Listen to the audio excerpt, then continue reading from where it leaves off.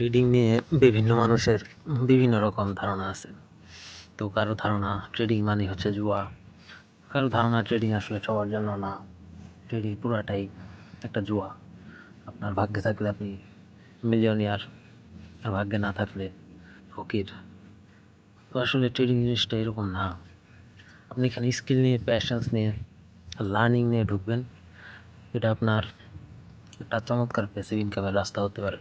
কিন্তু আপনি যদি ট্রেডিংকে জুয়া হিসাবে নেন, জুয়াও হিসাবে নিয়ে ওইটা আপনি ট্রেডিং করতে পারবেন, এবং জুয়ার মতোই আপনি হয়তো এক ট্রেডে $100 প্রফিট করবেন, আবার জুয়ার মতোই পরের ট্রেডে দেখবেন আপনার ক্যাপিটাল সহ প্রফিট $100 সহ নাই, অ্যাকাউন্ট ভ্যানিশ।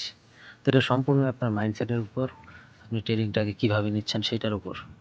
তো ট্রেডিংয়ের আসলে এখানে দোষ নাই, দোষ হচ্ছে যে ট্রেডার, তার মাইন্ডসেটের। সো ট্রেডিংকে জুয়া হিসেবে না দেখে স্কিল হিসেবে দেখেন। এখানে লার্নিংয়ের অনেক ব্যাপার স্যাপার আছে।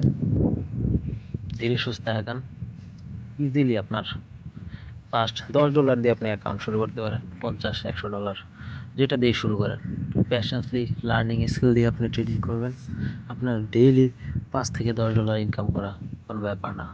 আপনার মাঝে মাঝে লস হবে, কোনো দিন লস হবে, কিন্তু আপনি যদি রিস্ক ম্যানেজমেন্ট ঠিক রাখেন, আপনার এই লস রিকভারি হয়ে যাবে, সমস্যা নেই। আপনি প্রফিটে থাকবেন। আপনার $100 একটা অ্যাকাউন্ট আপনি এক মাসে $200 বানাতে পারবেন। আপনার 10,000 টাকা ইনভেস্ট করে যদি 10,000 টাকা আপনি প্রফিট করতে পারেন পেশেন্সলি, আপনার তো জুয়া খেলার দরকার নাই, আপনার লেভারেজ নেওয়ার দরকার নাই। আপনি পেশেন্সলি ট্রেড করবেন, প্রফিট করবেন।